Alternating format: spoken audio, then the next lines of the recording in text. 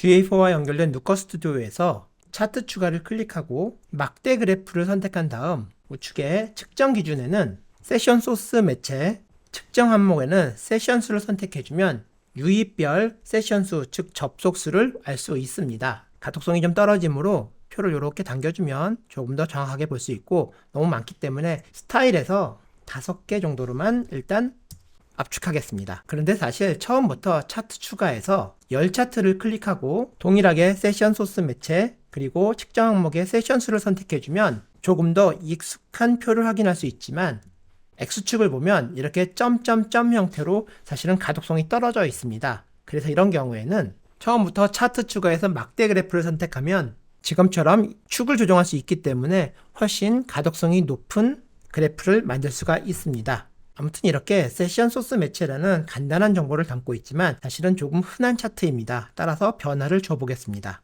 다시 한번 차트를 클릭해주고 우측에 보면 측정 기준 밑에 세부 측정 기준이라는 것이 있습니다. 여기서 측정 기준 추가를 클릭해줍니다. 그리고 신규 한 칸 띄고 사용자 슬러시 제까지 입력하면 신규 사용자, 재사용자라는 측정 기준이 생깁니다. 이를 선택해줍니다. 주의사항은 띄어쓰기 같은 것을 반드시 맞춰줘야 됩니다. 아무튼 이렇게 되면 조금 더 정보가 많아졌습니다. 여기서 new는 세방문자이고 returning은 재사용자, 즉 재방문자입니다. 그리고 낫셋과 공백이라는 데이터도 함께 생겼습니다. 정보는 조금 풍부해졌지만 다소 보기가 불편하기 때문에 스타일에 가서 하단에 보면 누적 막대라는 것이 있습니다. 이거를 클릭해주면 표가 훨씬 더 보기 좋게 바뀌었습니다. 사실 처음부터 누적 막대 차트로 만들었으면 훨씬 더 빨리 만들 수 있겠지만 이는 차트가 익숙한 사람들한테 하는 얘기이고, 초보자라면 처음부터 막대 그래프를 이용해서 이렇게 스텝을 밟아오는 것이 훨씬 이해하기도 쉽고 구현하기도 훨씬 쉽습니다.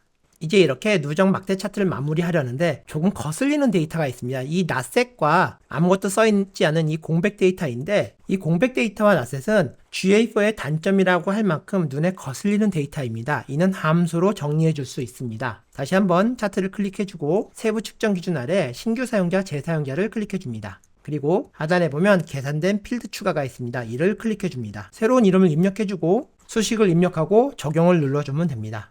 차트를 분석하기 전에 이 함수를 다시 한번 보면 처음에 볼 때는 조금 어려울 수 있겠지만 신규 사용자, 재사용자의 데이터가 공백이거나 낫셋이면 언노운 처리하고, 그렇지 않으면 그대로 리턴하는 아주 간단한 함수입니다. 조금 익숙해지면 어렵지 않으므로 너무 겁먹지 않아도 됩니다. 그리고 이 함수는 하단 더보기란에 있으므로 복사해서 그대로 붙여넣기만 해도 됩니다.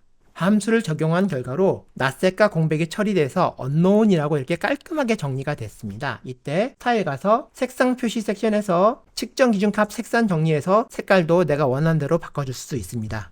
이로써 처음에 간단했던 차트를 누적 막대 차트로 바꾸는 것을 완료했습니다. 이제 강의를 요약하겠습니다. 루커 스튜디오나 다른 시각화 도구를 사용할 때 처음부터 복잡한 차트를 외우거나 만들려고 애쓸 필요가 전혀 없습니다. 대부분의 차트는 간단한 원리로 서로 연결되어 있기 때문입니다. 예를 들어 오늘 영상처럼 기본적인 막대 그래프에 세부 측정 기준 하나만 추가해도 누적 막대 차트로 멋지게 변신합니다. 이렇게 단계별로 접근하면 훨씬 더 쉽고 멋진 차트를 만들 수 있습니다. 그럼 다음 영상에서 더 유용한 팁으로 찾아뵙겠습니다.